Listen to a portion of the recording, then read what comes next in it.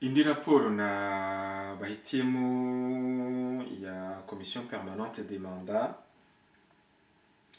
ni raporo yo mu kwezi kwa 11 mu mwaka w'1931. Iyi raporo nk'uko twayibonye buri mwaka Ububiligi kimwe n'ibindi bihugu byari byarahawe indagizo w'ibihugu byambuwe Ubudage n'ibihugu byatsinzwe mu ntambara ya mbere y'isi byagomba gukora raporo bikora umuryango w'abibumbye kugira ngo byerekane uburyo byuzuza inshingano zabyo umwaka ku wundi. Muri iyi raporo rero yo mu kwezi kwa 11 igihumbi kimwe magana cyenda 1931 ni yandikiwe i Geneve ku itariki ya 26 Ukwakira kugeza ku itariki ya 11 Ugushyingo mu mwaka w'igihumbi kimwe magana cyenda 1931. Nk'uko byanditse mu gifaransa, c'est le rapport au Conseil de la Société des Nations sur les travaux ordinaires de la Commission. Ni raporo mbese komisiyo yari ishinzwe kugenzura uko ibyo bihugu byaragijwe ibindi bihugu byatsinze intambara ya mbere y'isi bimwe biyoboye ibihugu byaragijwe. Muri iyi raporo nifuje kubereka iyi raporo yerekeranye yakozwe ku Rwanda n'u Burundi mu mwaka ku byerekeranye n'umwaka w'1930. Nk'uko mubireba berekana uhagarariye Ububiligi ari we witaga uriya mugabo wita Anwick de Esch, wari directeur général muri ministeri ya koloni yo mu Bubiligi. Hanyuma buri gihugu rero kikaba kirimo urona ko hari abari bahagarariye baje gutanga raporo kuri Tanganyika, baje gutanga raporo kuri Togo, abaje gutanga raporo ibyo n'ibireba ibindi bihugu bitareba u Rwanda n'u Burundi. Icyo nashaka kwereka rero ni kubyerekeye n'u Rwanda n'u Burundi nyine. Iyi raporo nifuje kubereka hari impamvu ngiye kuyibereka. Raporo zose zabaga zikoze kimwe, nkabona bimwe nigeze kubabwira nka Iraq yari muri kategori A, no kuvuga ibihugu mbese byari bifite ubushobozi bwo kwigenga. Urabona ko Ubwongereza bwatanze raporo kuri Tanganyika. Hanyuma rero ku mpamvu mberetse ibyerekeranye n'u Rwanda n'u Burundi, muri iyi raporo baravuga ngo mu gifaransa mu gice cyerekeranye n'imiyoborere rusange, administration générale, la commission a pris connaissance de l'exposé très intéressant des idées conductrices de la politique générale à suivre dans le Rwanda au Burundi, publiant un préambule du rapport annuel. Elle souhaite que l'action de l'administration se poursuive avec succès suivant les lignes que trace ce document, page 16-17. Muri make komisiyo irishimira ko raporo yahawe ku Rwanda n'u Burundi, ko akazi Ububiligi bugakora neza, ko kandi yakomeza inshingano gashyiramo umurego nk'uko ibyemeza muri raporo yatanzwe kuri page ya 16 n'iya 17.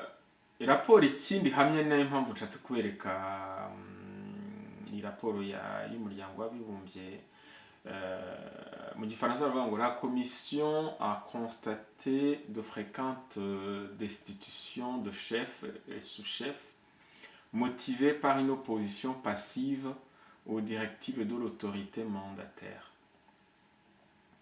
Mu mateka y'u Rwanda mujya mukunda kumva abantu bababwira ngo mu mwaka w'1931 ngo Ububiligi bwirukanye abatware b'abahutu bushyiraho abatware b'abatutsi gusa.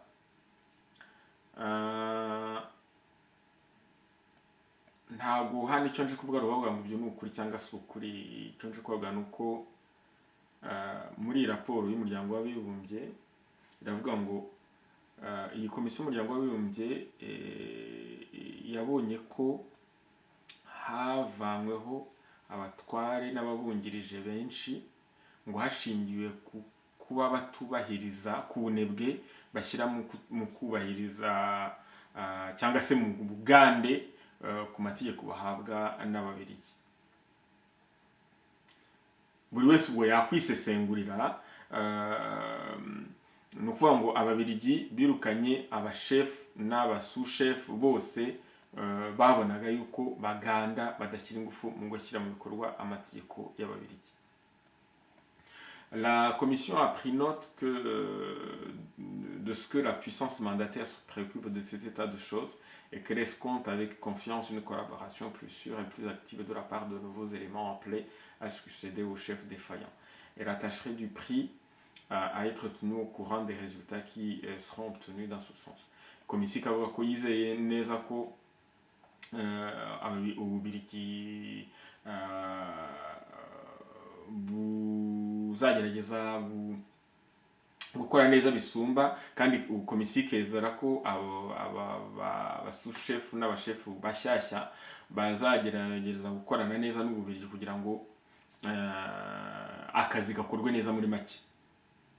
La commission avait été informée par le représentant accrédité lors de la 16e session du projet de transfert de la capitale du territoire de Bujumbura à Astrida. Ikindi kivugwamo hano nacyo kitigeze kibona uko habayeho umushinga wo kuvana kapitali ya Rwanda Burundi ikava Bujumbura ikajya Astrida. Au cours de sa 19e session, la Commission avait noté une déclaration du représentant accrédité selon laquelle il était plutôt question de faire un partage entre Bujumbura et Astrida. La première de ces villes restant la capitale administrative et la seconde devenant le grand centre des institutions civilisatrices. Noneho uhagarariye Ububirigi ababwira ko umushinga wari hatari umushinga wo kwimura umurwa mukuru ukava Bujumbura ukajya Astrida, ahubwo ko hari ubushinga undi murwa mu kugabanyamo ibikorwamo kabiri, isaranganya hagati ya Bujumbura na Astrida.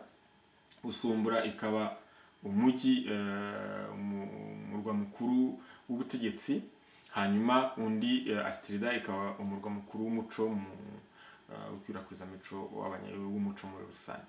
Ayant relevé au cours de la présentation que ce projet serait virtuellement abandonné, la Commission espère trouver dans le prochain rapport des renseignements détaillés sur ce sujet. Noneho komisiyo rero y'umuryango w'abibumbye ikabona ko iyo mushinga utagikurikiranwe, ikaba isaba yuko muri raporo izakurikira mu mwaka w'1932 baza babwira neza mu buryo burambuye cyangwa se butomoye iby'uwo mushinga. Ikindi komisiyo iravuga ko la commission a appris avec intérêt que le projet de créer une colonie d'habitants du Rwanda Burundi dans le district du Kivu a été abandonné. Iki nacyo ni ikindi kintu gikomeye. Ni ukuvuga ngo komisiyo yashimishijwe n'uko umushinga wari ufitwe n'Ababiligi bo kujya gutuza Abanyarwanda n'Abarundi muri Kivu, uwo mushinga wahagaritswe kuko nibutse yuko u Rwanda n'u Burundi byayoborwaga n'umuryango w'abibumbye wifashishije Ububirigi, mu gihe Kongo Mbirigi yo yari koloni y'Ababiligi idatangaho raporo ni statut ebyiri zitandukanye cyane zifite ahantu zihuriye namba. Hanyuma rero ubundi bakavuga ibyerekeranye n'imari n'umutungo wa leta, bakavuga ku byerekeranye n'impfu zireba abana. La commission étant donné l'importante mortalité infantile qui sévit dans le territoire désirerait trouver dans le prochain rapport des renseignements supplémentaires sur ce sujet. Nuko ngo babona uko komisiyo y'umuryango w'abibumbye yabonye ko hari umubare munini w'abana bapfa bakiri batoya, ikabisaba ko muri raporo izakurikiraho bazabaha imibare myinshi ifatika. Ku byerekeye n'amashuri, la commission désirait savoir si l'administration n'envisage pas d'introduire un renseignement de la coutume indigène par des instituteurs indigènes qualifiés dans les écoles des fils des chefs. ibi nabyo urabona ko komisiyo iravuga ngo yifuzaga ko Ububiligi bwatangira gushaka kwigisha umuco w'Abanyarwanda n'Abarundi wigishwe n'abarimu b'Abanyarwanda n'Abarundi mu mashuri y'abana b'abatware. Urumva ko icyo gihe nanone muri 1931 amashuri yaracyakiri ay'abana b'abatware. U Rwanda rwose rwatangira kujya musibya amashuri nyine yabaga yarafunguwe na za kiliziya n'izindi nsengero. Ku byerekeranye n'inzoga zirimo umusemburo, komisiyo ikavuga ko yifuza kuzabona muri raporo itaha uburyo izo nzoga zikorwa, urugero rwa alcohol rurimo, n'ububi bwa byeri n'ibindi bikoreshwa n'abenegihugu b'Abanyarwanda n'Abarundi. Hanyuma ku byerekeranye isuku rusange, komisiyo yabonye ko muri dekret yo kuri 21 z'ukwezi kwa gatandatu 1930 abantu bafite diplome yo hanze bazashobora gutangira kwigisha hanze, nuvuga hanze y'Ububiligi, bazatangira umwuga w'ubuganga mu Rwanda no mu Burundi. Ikaba yifuza ko muri raporo izakurikiraho bazabona umubare n'ubwenegihugu bw'abo bantu bize ubuganga bashobora kuza gukora mu Rwanda no mu Burundi. Komisiyo kandi yabonye yuko kurwanya indwara y'ibitotsi bimwe bitaga tsetse nitatanze umusaruro uhagije. Ikaba yibaza niba hari ukuntu hakongerwa ubushobozi n'uburyo mu kurwanya icyo cyorezo. Iyi raporo yo mu 1931 ikitwereka ya komisiyo y'umuryango w'abibumbye ikitwereka ni ukutwereka bimwe mu mateka yacu ukuntu Ububiligi ibintu byose bwakoraga bwerekanaga bwatanga raporo umuryango w'abibumbye abona ko ari bigomba gukosorwa. Muri ibi tubona ikigaragaramo nuko icya mbere nuko nibyo koko Ububiligi bwirukanye abashefu n'abasushefu mu mwaka w'1930, ariko bo babirukana bavuga yuko ari uko baganda mu kubahiriza amabwiriza yabo. Nta hantu na hamwe bigaragara yuko abo birukanye bari Abahutu bagashyiramo Abatutsi gusa. Ikindi kigaragara nuko ahantu hose tugenda dusoma muri aya maraporo bavuga ko amashuri yose yari amashuri y'abana b'abashefu, akenshi ndetse hamwe bakayita amashuri y'abana b'Abatutsi. Hari aho Ababiligi babyisobanuraho mu yindi raporo, nimujya kuri blog yanjye muzabibona impamvu bahisemo kubikora gutyo.